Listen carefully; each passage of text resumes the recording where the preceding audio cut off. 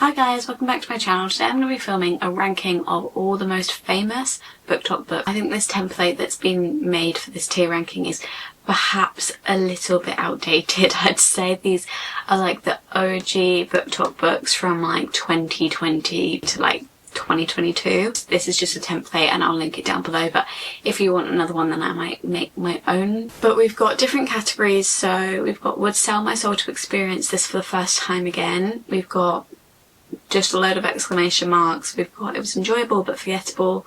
Did I like it? Would I recommend it? Sure. Don't make me talk about it. I'm simply not picking this book up and you can't make me. TBR.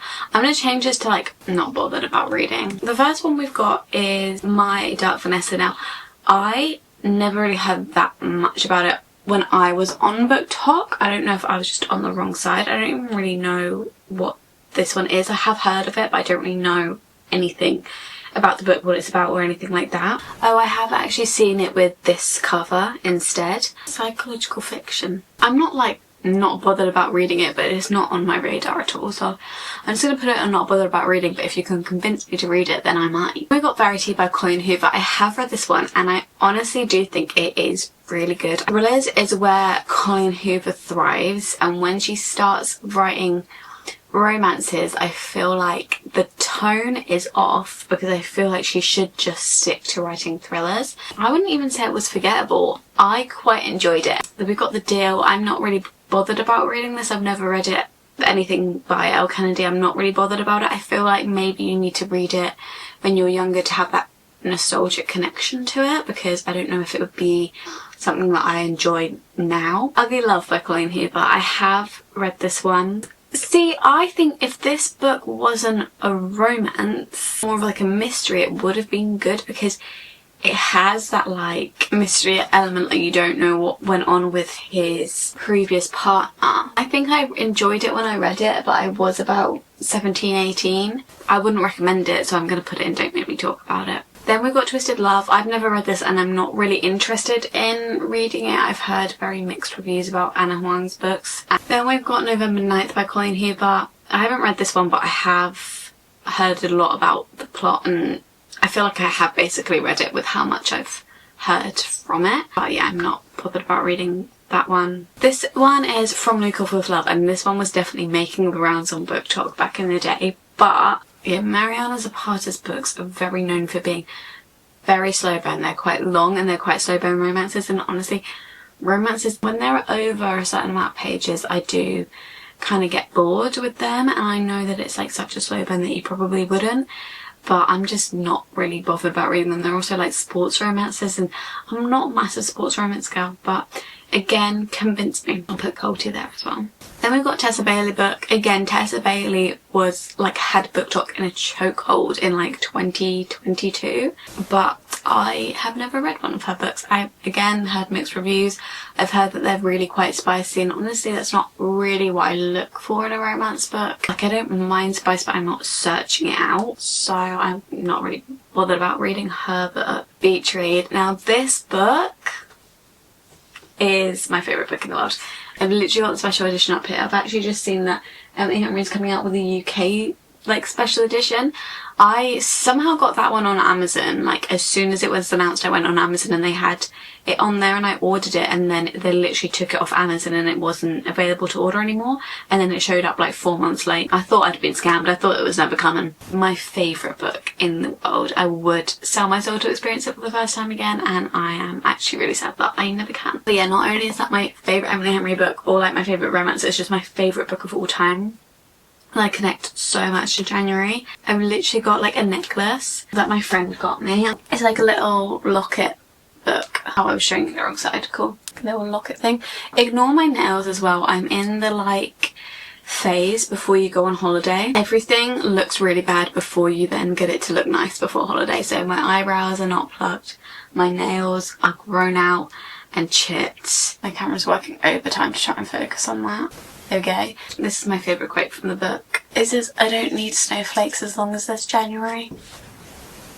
Anyway, that was another tangent. I had to show you that to prove to you how much this book is my book. Back to it. The Spanish Love Deception. I have read this one, and I did enjoy it, but I've completely forgotten it. I'm not sure if I'd enjoy it now. Maybe I would. I know that it's fake dating at a wedding, I think. But other than that, like, every other part I've forgotten. The Inheritance Games. Now, I did read The Inheritance Games, and I feel like the whole time I was reading it, I was like trying to love it because everyone told me how amazing it was. And it was good, but I feel like the whole time I just felt like I was missing something that everyone else was experiencing when they were reading this. I'm gonna put it in, did I like it? Would I recommend it? Sure. Because it was fun, and if you're looking for like a quick, fun YA series, little bit of mystery in there, then sure, but I didn't think it was anything like amazing. Better than the movies. This book, I'm not gonna say it's like my favourite book of all time, but it is just so feel good. It is quite like young, but I think it's young in like a nostalgic fun way more than like a cringy way. Don't get me wrong, you probably could cringe at it a little bit, but I just find it so fun because the main character is obsessed with movies and like specifically rom-coms, and so at the start of every chapter there's like a little line from a rom-com, and I just think that it really adds to the book. And she also really loves music, and it like creates like a little soundtrack to the book, so I just thought the atmosphere of the book was really fun. So I'm going to put it in exclamation, exclamation, exclamation. I'm going to put it in front of Verity. I like ordering them on these tier ranking things, so if I like it more then I'll put it at the front. I should probably do this, and like if I'm the least bothered about reading, I'll put it at the end. So I'm probably the least bothered about reading November 9th and Twisted Love and The Deal. It probably convinced me to read one of these three. Then we got They Both Die in the End. I never read this one because I'm more getting into books with sad endings now, but specifically when this was big on BookTok, I was staying away from sad endings. You would not catch me reading a book with a sad ending, so I wasn't interested in reading it, and I'm not really bothered about reading it now. Then we've got After. I've watched the films, I've never read the books, and I'm really not bothered about reading the books. I wasn't on that part of fan fiction.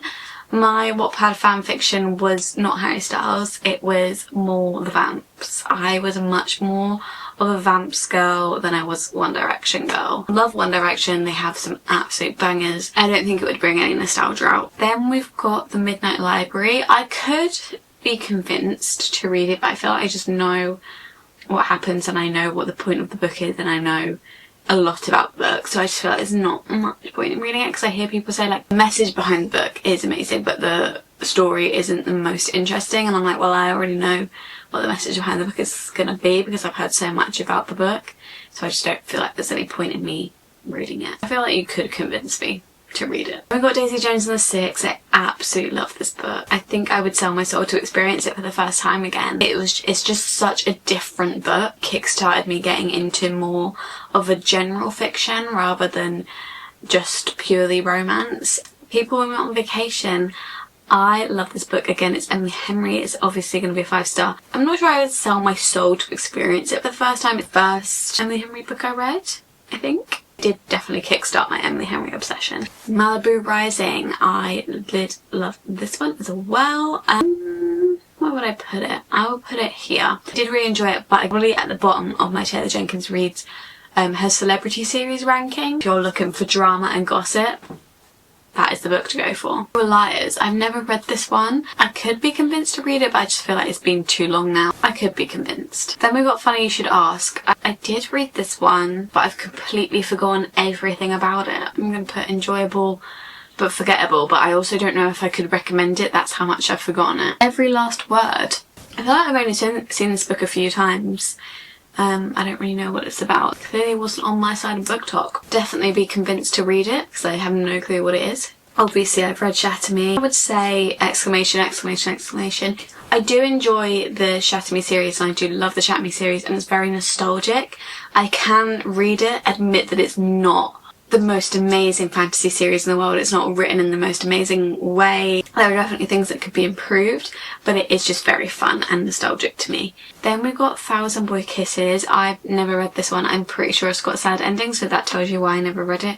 I'm not very interested in reading it. I'd probably put it like there. Then we've got Bunny. I never read this one because so many people put me off it by just saying it's just weird, and I'm not sure whether to recommend it because it's just weird. As someone who wasn't really in that genre and was just like in the romance genre, that kind of sounded scary to me, and so I didn't pick it up ever, but I could definitely be convinced. I think this is probably the one that I could be most likely to be convinced on. Then we've got Circe. I have read Circe and I really did not enjoy it. It took me a long time to get through, and I should have DNF'd it. Just so don't make me talk about it. Like, it's worse than Ugly Love in my opinion. I just feel like it was just marketed to me as like this strong feminist book, and it just wasn't to me. I was just like, I don't think it is. But I feel like everyone was just recommending it being like such a strong woman main character, and I just like, I don't really know if she was. Then we got The Song of Achilles by the same author. I've just never read this because I really didn't like Circe, and I'm not really bothered about reading it, but you could convince me, I guess. Then we got The Cruel Prince. Love The Cruel Prince. Now, The Cruel Prince, the first book, you know, we were just kind of dipping our feet in. It wasn't my favourite, but the other 2 books were 5 stars. Like, if I reread The Cruel Prince now, the first one, I would say that it was higher than the 3.5 that I gave it the first time round. Maybe I put it at the front. We Were Villains. I read this one and I was very, very unsure. When I read it, it's very outside my comfort zone, but I absolutely loved it, and I would recommend, if you want to get outside your comfort zone a little bit, dabble in some dark academia, this one is a very good one to start with. Put it like there. Then we got Punk 57. I never got on that train. I know a lot of people loved her books, but personally that wasn't really the type of romance that I was into. Yeah, I'm not really bothered about reading it. I'd probably put it just at the end. Probably put afterwards. But then we got A Court of Thorns and Roses. I mean, we all know I would sell my soul to experience A Court of Thorns and Roses again. Who wouldn't? It is the epitome of BookTok, and it was the epitome of BookTok all the way back then. It's still the epitome of BookTok now. Neon Gods. I've heard of this one a few times, but it's never been on my radar. I think, is it a dark romance, or is it like a fantasy? I don't really know, but yeah, it's not really on my radar at all. I don't even know what it's about, so I'd probably put it right at the end. All Your Perfects. Again, I'm not really interested in reading. If Colleen Hoover ever comes out with another thriller, then maybe I'll read it, but other than that, I'm not really too interested. Then we've got Six of Crows. It's right here on my TBR, so we'll put it on the TBR section. I've had it on my TBR for a while now, but I've been waiting because I was going to watch the Shadow and Bone series on Netflix first, but now I'm just thinking I think I might just go into it because I don't want to read those books first, because I just hear a lot of negative reviews about them, and I'm sure there are positive reviews for all the negative reviews, but I just kind of want to start off with Six of Crows, to be fair. I just get into it because I'm not very good at watching series. I'm not gonna lie, unless I'm watching it with someone, I'm not very good at keeping up with watching it. Then we've got Red, White and Royal Blue. I could definitely be convinced to read this one. I'd say probably the most likely I could be convinced to read, but I just never read it.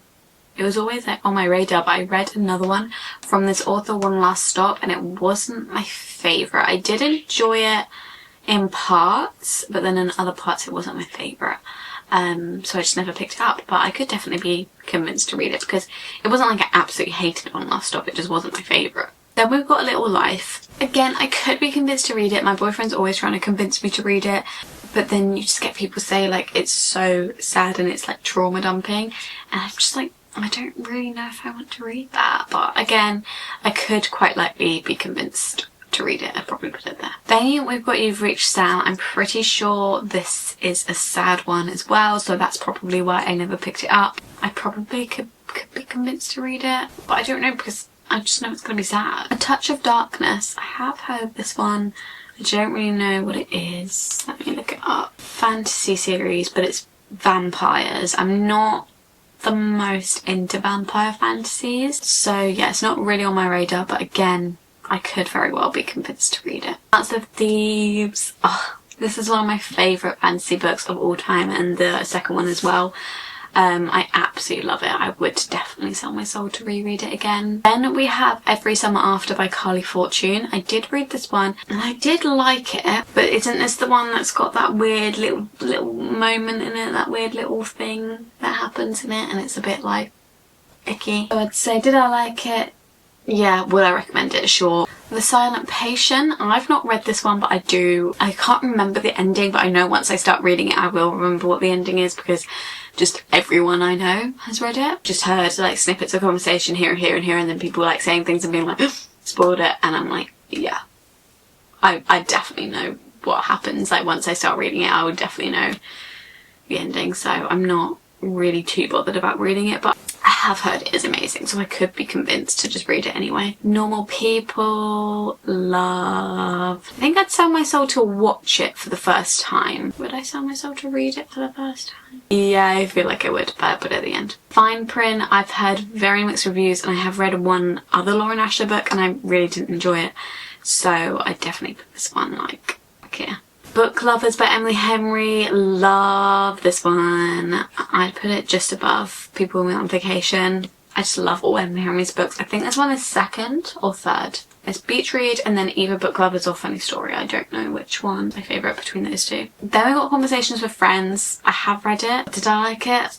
Would I recommend it? Sure. If you like Sally Rooney, if you like a little bit of like complicated relationships and that sort of thing, then sure, but I was like, it was alright. Like, I wasn't like, I want to DNF this, but I wasn't like having the most amazing time. Love and Other Words by Christina Lauren. What a book. I really do need to reread it, but I don't think I'd sell my soul to reread it. It's like a childhood friends to lovers to kind of enemies and not seeing each other for ages to then lovers again.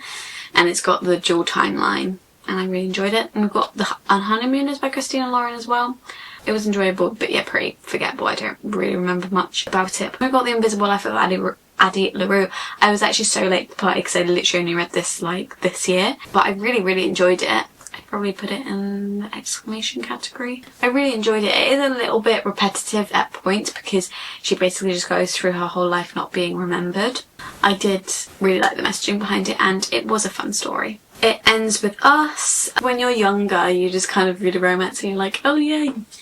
And then you get older and you're like, I'm not really sure that that was all that great of a romance.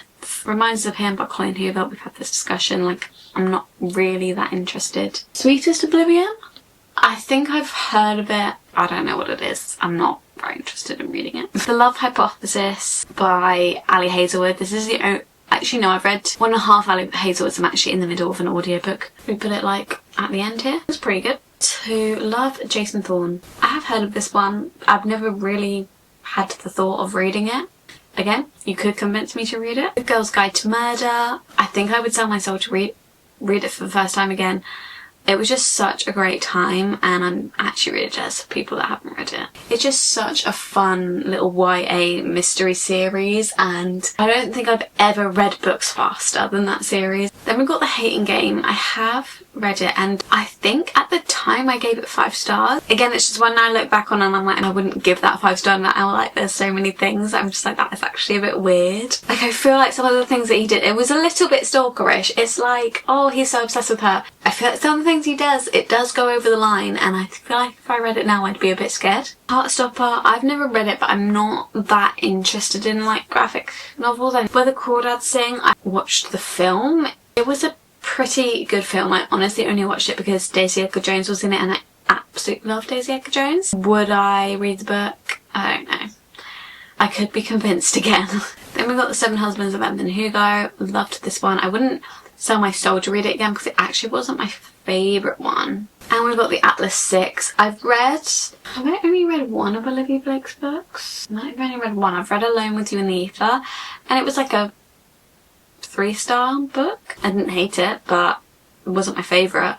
But I could definitely be convinced to read this one. That is my finished ranking of the most like classic BookTok books. We've only got one on the TBR. All of these I've never read, but I feel like I've read a decent chunk of them. Hardly any of them are in like the bad category. It just goes to show that although BookTok has a stigma around it about it being cringe and not good writing, like, I mean, I know I'm not like the be all and end all of judging books, but I don't think that I'm the least harsh rater in the world. I don't think I'm the harshest, but I don't think I don't love every book. I've loved a lot of BookTok books, and I think that we need to let go of the stigma around BookTok. I think when it first came out, it was a really celebrated thing. It was like a community to talk about reading. The books that were then recommended on there got more attention and more people were reading them, and obviously the more people that read them, the more people aren't going to like them, and then it kind of got a little bit toxic. But I just feel like we all just need to let each other read the books that we want to read and like the books that we like. I think this goes to show that there are a lot of gems on BookTok. Thank you for watching this video. Please give it a thumbs up if you enjoyed. You can subscribe down below and turn the bell on, and you'll be notified every time that I upload every Sunday, and they're always book related videos. So if that's something you enjoy, then please subscribe. If you want to, you can follow my social medias at _libraryofeden on both TikTok and Instagram, and I will see you in my next video very soon. Bye!